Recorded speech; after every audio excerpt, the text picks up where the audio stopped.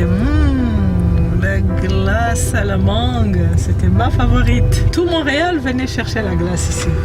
20 ans plus tard, Siri Nikuzi Sendashonga cherche toujours les assassins de son mari.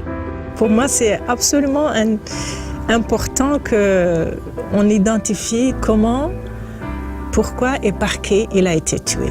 Et je pense que pour moi, pour mes enfants, pour ma famille et même pour la société rwandaise de manière générale, un crime, il faut qu'on identifie les auteurs et que justice soit faite. En fait, qui pensez-vous l'a tué? Vous êtes persuadé que c'est le gouvernement? Ben oui, mais surtout maintenant, il n'y a plus de doute. Depuis quelques semaines, Kagame lui-même l'a révélé à la face du monde entier. Do you remember somebody called Seti Sendashonga? En mars dernier, Paul Kagame est soudainement revenu sur le meurtre du mari de Siri. Il a fait une déclaration surprenante. The government of Rwanda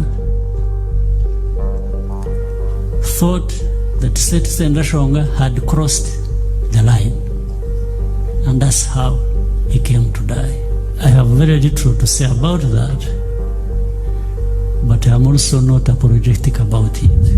Pour Siri, c'est un aveu. Pour nous, les Rwandais qui savons plus ou moins comment la façon de s'exprimer de Kagame, il n'y a pas l'ombre d'un doute qu'en fait, il est en train de dire, voilà, c'est moi l'auteur ou c'est moi qui ai donné les ordres et je ne regrette pas la mort de Seti Sendashonga. Le président Kagame nie qu'il s'agisse d'une reconnaissance de sa culpabilité. Mais Siri y voit un message clair. C'est une façon donc de continuer à semer la terreur dans l'opposition qui est là à l'extérieur du pays et les autres leaders du Rwanda, de dire faites attention, s'il faut tuer, je ne vais pas hésiter, quoi.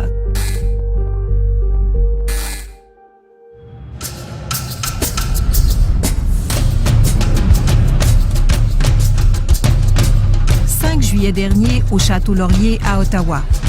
Le Haut-Commissariat du Rwanda organise une soirée pour le 25e anniversaire du jour de la libération qui marque la fin du génocide. 25 ans après, le Rwanda est fier de ses accomplissements en termes de stabilité, de développement, de démocratie, beaucoup de ces valeurs que nous partageons avec le Canada. Le représentant du gouvernement canadien n'a que de bons mots aussi sur l'évolution du pays depuis 25 ans. J'ai pu constater avec mes propres yeux tout le travail que les Rwandais ont fait ensemble pour bâtir un meilleur pays. À l'étranger, le Rwanda est souvent présenté comme une sorte de Singapour africaine, où règne ordre et propreté. On souligne ses progrès en matière d'écologie et d'égalité entre hommes et femmes. Mais Siri, la veuve de Seti Sendashonga, voudrait que la communauté internationale s'intéresse aussi au côté plus sombre du régime. Mais aller regarder côté droit, la situation des droits de l'homme, d'accepter que l'opposition puisse s'exprimer librement, la liberté de la presse, non, ça, personne ne veut pas trop entrer là-dedans, quoi.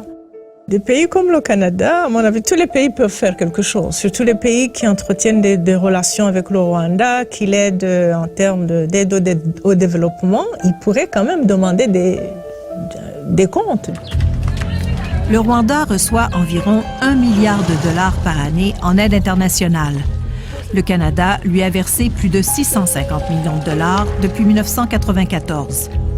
Mais Ottawa se montre plutôt discret lorsque vient le temps d'aborder la question des droits humains au Rwanda.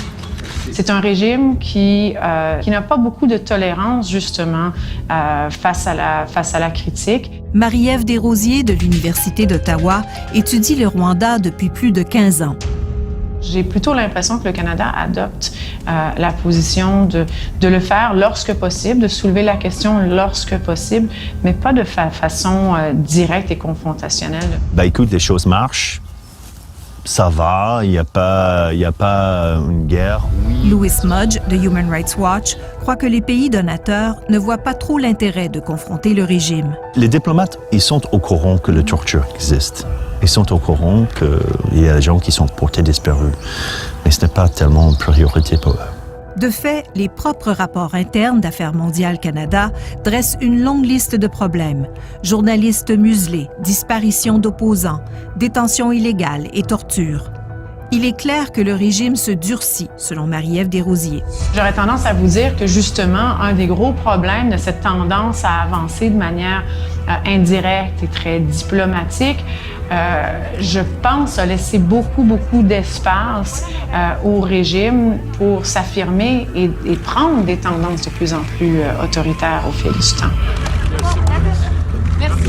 La posture canadienne devrait être une posture effectivement plus ferme aujourd'hui. Pour le spécialiste en aide humanitaire, François Audet, le Canada devrait revoir son approche face au Rwanda. D'avoir été solidaire suite au génocide, c'était évidemment fondamental de pouvoir de laisser à la population rwandaise toute la chance et l'opportunité de se reconstruire. Mais bon, le temps a passé et je crois qu'on ne peut plus laisser l'espace à un président aussi autoritaire. Nadège est persuadée que sa sécurité serait menacée si elle devait retourner au Rwanda. Malgré l'avis d'expulsion qui pèse contre elle, il lui reste une dernière chance pour obtenir l'asile ici. Convaincre les autorités que les risques qu'elle court au Rwanda sont plus grands que la menace qu'elle représente pour le Canada.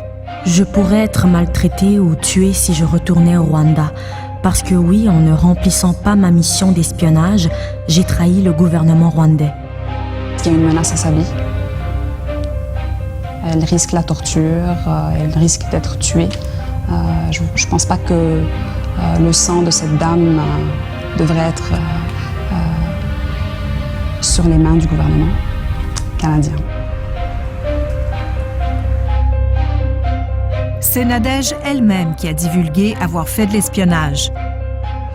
Elle se demande maintenant si c'était la bonne décision.